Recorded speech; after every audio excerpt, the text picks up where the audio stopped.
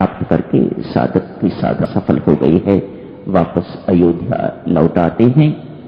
भट्ट जी महाराज अपने मामा के साथ अपने ननिहाल चले जाते हैं। शत्रुघ्न भी साथ जाते हैं। इसके साथ ही बालकांड का संपन्नता होती है। अयोध्या कांड का शुभ आरंभ होता है। अब आगे की भूमिका अयोध्या कांड की बनाई जा रही है। भगवान की लीला देखिएगा आज अपराह्न क्या होता है।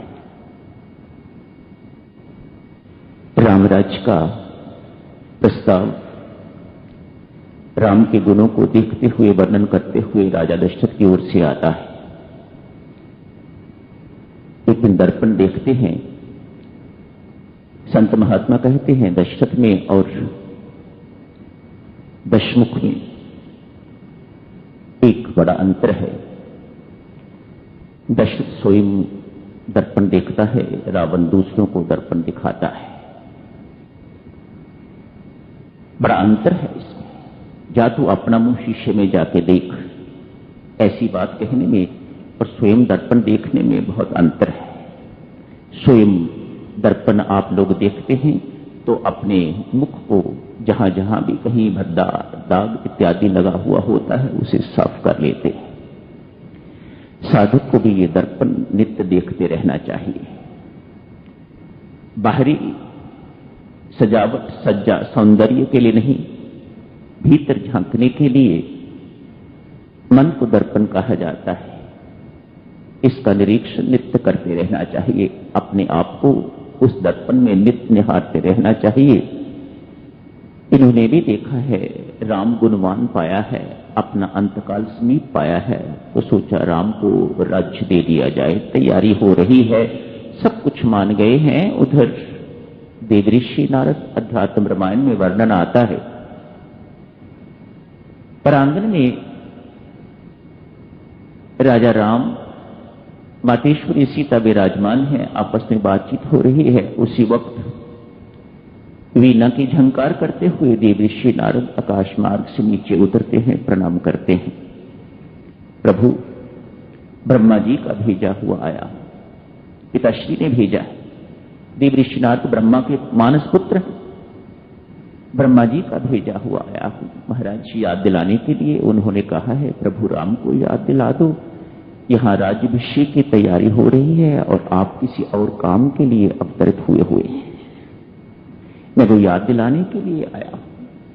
आपने रावण को मारना है महाराज, आपने प्रण लिया हुआ है, इसलिए अवतार लिया हुआ है कि धरती का बोझ हल्का करेंगे।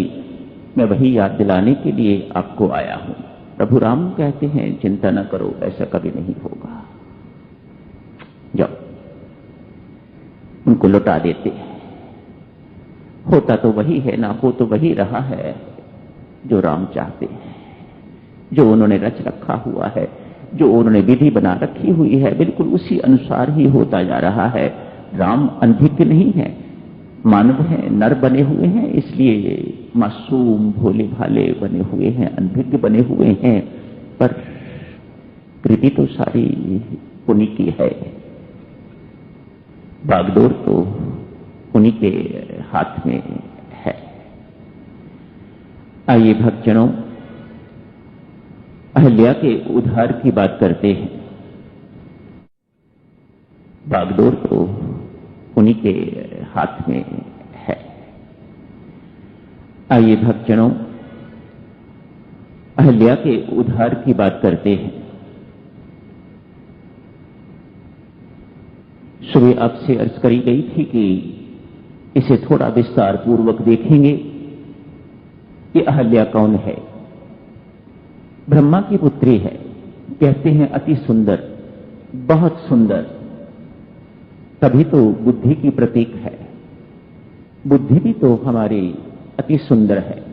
यदि विवेक युक्त है, ठीक दिशा में लगी हुई है, तो अति सुंदर है।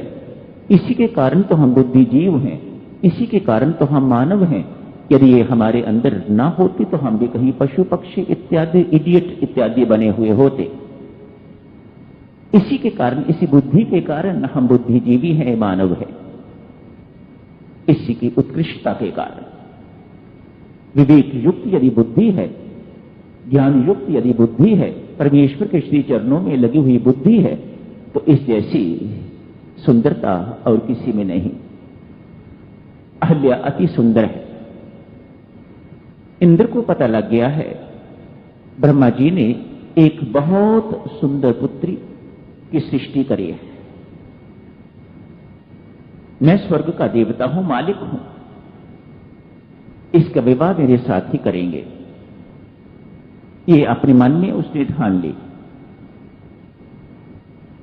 ब्रह्मा जी के पास एक और व्यक्ति भी है जिसे महर्षि गौतम कहते हैं।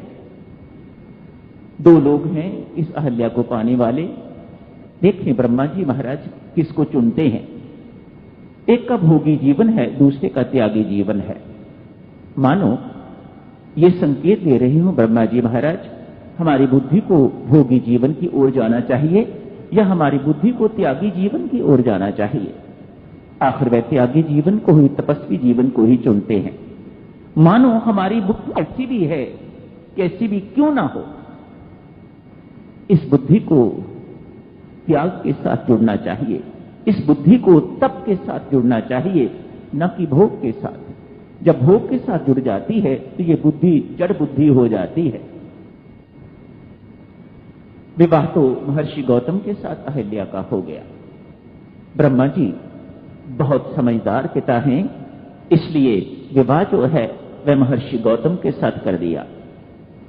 लेकिन इंद्र भूल नहीं पा रहा इस बात को। उसने अपना अपमान भी माना है इसको, लेकिन साथ ही साथ वह अहल्या के सौंदर्य को याद करता रहता है। किसी न किसी ढंग से इसे पाके रहूंगा। आज कूटनीति का प्रयोग करके जानता है महर्षि गौतम सुबह सुबह ब्रह्म मुहूर्त में स्नान करने के लिए बाहर जाते हैं। आज उससे भी पहले मानो इंद्र देवता को सारी रात नींद नहीं आई, कुकर्म करने जा रहा है। कुकर्म करना, पाप करने के लिए नींद नहीं आई, सारी रात सोया नहीं। क्या किया है?